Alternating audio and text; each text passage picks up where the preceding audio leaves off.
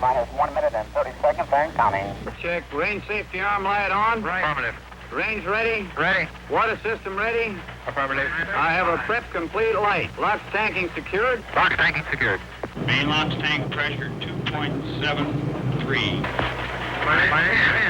9, 8, Ignition. 4, 3, 2, main range, 1, 0, liftoff.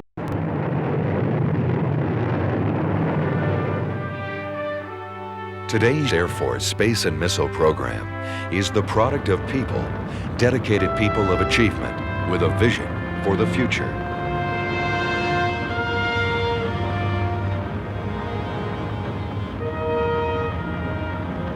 Working on the cutting edge of technology, the Air Force and its industry teams have forged a path to the world's best missile and space capabilities.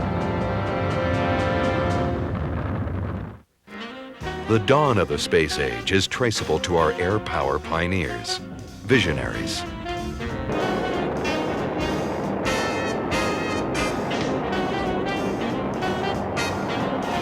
I feel that the same future exists for space that existed for the airplane. It's sometimes hard to see just what's going to happen, but I know things will happen. And happen they did. Franklin Kahlbaum of Douglas Aircraft advocates the need to establish a think tank, and the idea for Project RAN, research and development, emerges in 1945. March 1946. RAN undertakes its first study on space vehicles. RAN's first report, Preliminary Design of an Experimental World-Circling Spaceship, captures the imagination of the space visionaries. 1954. RAN's Project Feedback Report and the recommendations of the von Neumann Teapot Committee give birth to missile and satellite programs. July, the Air Force forms the Western Development Division to develop the ballistic missile. Located in a converted schoolhouse in Inglewood, California, and commanded by Brigadier General Bernard A. Schriever, this handful of pioneers, with systems engineering support from Ramo Wooldridge Corporation, establishes concurrent and accelerated steps to develop new options, technology, and manufacturing and management techniques. By now, Air Force planners are sure the technology is available to build an ICBM. Western Development Division's sole purpose is creating an ICBM as quickly as possible. Concurrency approach is very expensive. The cost of fielding America's first ICBMs eventually climbs to over $17 billion, vastly exceeding the cost, magnitude, and complexity of the Manhattan Project. From these uncertain beginnings, shrouded by Cold War concerns, the Air Force takes its first steps toward 40 years of space programs. 1955. At General Schriever's urging, Weapon System 117L responsibility is transferred from Wright Field to the Western Development Division. 117L becomes the forerunner of the entire Air Force space program. 1956. Washington authorizes the Agena spacecraft as America moves toward the pivotal year of 1957. The Thor and Atlas ballistic missile successes result in their selection as satellite launch vehicles. The Air Force missile pioneers turn dramatically to space. There are successes and there are setbacks. But there is always progress. Budget restrictions and questionable national support are quickly erased by a chain of events that forever changes the course of history. October 4th, 1957. The Soviet Union launches Sputnik 1, the first artificial Earth satellite. After Sputnik, U.S. missile and space programs are elevated to the highest national priority. 1958. The Air Force Atlas missile launches Project SCORE, the first communications satellite. The entire world hears. This is the President of the United States speaking. Through the marvels of scientific advance, my voice is coming to you from a satellite circling in outer space. The next year, 117L is sharply accelerated for early warning in other missions. August 1958. Headquarters Air Force issues a general operational requirement for a solid propellant ICBM, which eventually becomes Minuteman. April 1959. The Air Force Satellite Control Facility comes online, beginning the Air Force's continuing role as DoD Executive Agent for Satellite Control. As concern over a possible Soviet nuclear missile attack grows, the Air Force begins construction of an early warning network around the North American continent. Built under the direction of the 474L System Program Office, the Ballistic Missile Early Warning System, BMEWS, opens radar sites in Greenland, Alaska, and Great Britain. These sites provide sufficient warning for U.S. forces to launch a counterstrike. Deterrence is assured.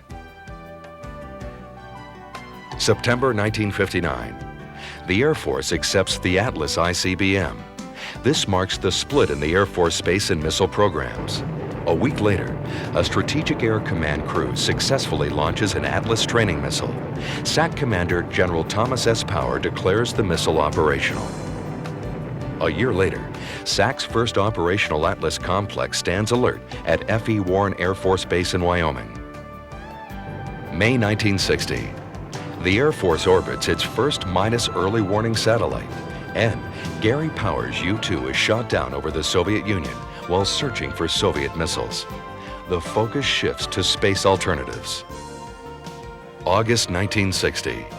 The Air Force launches Discoverer 13 and 14 and successfully retrieves the first capsules ejected from orbiting spacecraft, including mid-air recovery by a flying boxcar. The first successful launch of an operationally configured Titan I ICBM takes place at Cape Canaveral in August. April 1962, SAC's first strategic missile squadron of Titan I's becomes operational at Lowry Air Force Base, Colorado. February 1963, Headquarters SAC declares the first Minuteman I squadron operational at Malmstrom Air Force Base, Montana. November 1963, VALA, nuclear detonation detection satellites, begin to monitor the Nuclear Test Ban Treaty. It is in this era, the space system's capabilities that today preserve and enhance our national security interests begin to take shape. These space systems include a network of defense communications satellites linking our military forces worldwide. 1965. The Defense Meteorological Satellite Program, DMSP, begins providing weather data. When a terminal is deployed to Saigon in the mid-60s, its capabilities permit cancellation of all tactical air weather missions. During this same period, America's strategic defense system continued to evolve. The Atlas ICBM was retired from its nuclear role and was replaced by the solid-fuel Minuteman. The Minuteman I and its descendants became the backbone of our strategic deterrence. 1972. Midas technology leads to an operational missile warning system with the launch of the second Defense Support Program satellite. 1979. The Air Force approves full-scale development of the Navstar Global Positioning System, including a nuclear detection package. Throughout this period, space launch becomes increasingly routine as the Air Force serves as the DoD Executive Agent for Space. 1980. The decade sees military operational forces increasingly dependent on space systems. Spurred by the nation's strategic modernization program, the Air Force increases emphasis on survivability of satellites, command and data links, and ground control systems. The goal is assured mission capability in peace and war. September 1982. The Air Force activates a new command, Space Command, to consolidate operational space activities. May 1983. SAC transfers responsibility for the Air Force's missile warning and space surveillance network to Air Force Space Command.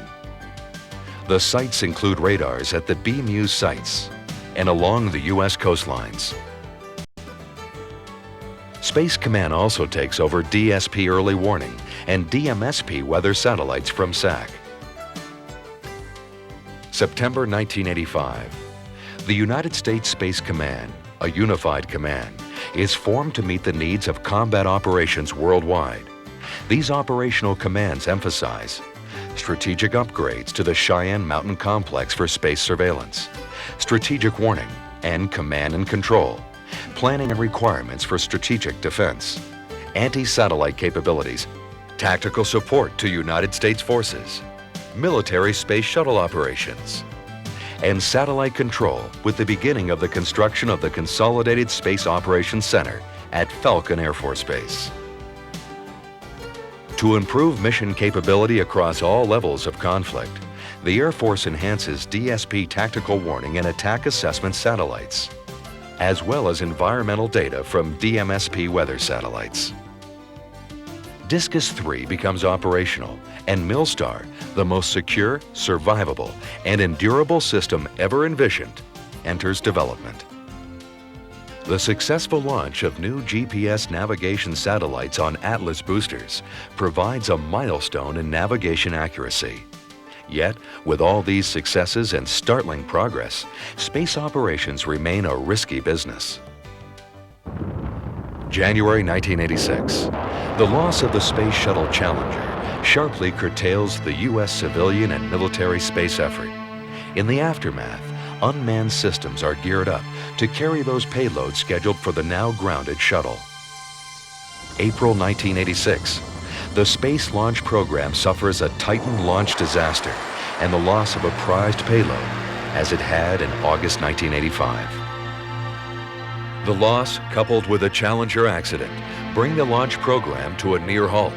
Fortunately, an earlier Air Force decision to develop an unmanned space booster, the Titan IV, to complement the shuttle, speeds launch recovery. Throughout the stand-down, innovative Air Force personnel find ways to keep the satellites already on orbit, operating successfully and longer than expected. Also in 1986, the Air Force begins to deploy the Peacekeeper, its first new ICBM since the 1960s. Replacing 50 Minuteman IIIs, Peacekeeper is an accurate, quick-response, 4-stage missile carrying up to 10 multiple independently targetable re-entry vehicles. The Peacekeeper missile achieves full operational capability at F.E. Warren Air Force Base in December 1988. 1988, the year of recovery for the Air Force Space Launch Program, with successful Atlas, Titan, Scout, and Delta missions. The next year, the first Titan IV rockets into space from Cape Canaveral, carrying a DSP satellite to geosynchronous orbit. 1991. In Operation Desert Storm, the U.S. uses its space assets extensively in war for the first time. When Iraq launched Scud missiles, DSP satellites almost instantaneously detected them and relayed the data to ground stations. These stations immediately transmitted the information by a military communications satellite to command centers in Colorado Springs. An assessment was made and a warning routed via satellite to forces in the Persian Gulf. That primary warning, along with detection and tracking by other systems, allowed Patriot batteries to respond quickly to the Scud attack. Space-based weather, communications, navigation, and early warning are all integrated into theater operations. Air Force Chief of Staff General Tony McPeak calls the Persian Gulf conflict the first space war. The U.S. Air Force begins to cut back the number of ICBMs in accordance with the terms of the Strategic Arms Reduction Treaty. Minuteman II systems were taken off alert and silos were destroyed. 1993. Air Force Space Command completes the Consolidated Space Operations Center at Falcon Air Force Base, centralizing satellite control. The same year, the constellation of 24 global positioning satellites is flying for the first time. July 1993. In the reorganization of forces following the end of the Cold War, responsibility for ICBM forces transfers to Air Force Space Command, nearly doubling the command's personnel and assets, and uniting all United States Air Force missile and space operations under one operational command. Space and missiles are together again. November 1993. Drawing on its Gulf War experience, Air Force Space Command opens the Space Warfare Center at Falcon Air Force Base to act as the focus of efforts to fully integrate space systems into the Air Force of tomorrow. The Space Warfare Center's primary goal is to give the American warfighter the spaceborne edge against our nation's foes. 1994. Air Force Space Command launches the first Milstar satellite from Cape Canaveral, beginning a new era in military satellite communications. Since the Gulf War, Air Force Space Command has continued to place space systems and their products in the hands of our warfighters around the world in operations in Bosnia, Haiti, and Somalia, providing vital communications and navigation and weather data to the deployed forces. The future of the Air Force in space is bright. From the dawn of Air Force space programs and its early pioneers to the future pioneers who will meet new challenges, we, the United States Air Force, take great pride in our space contributions spanning 6 decades.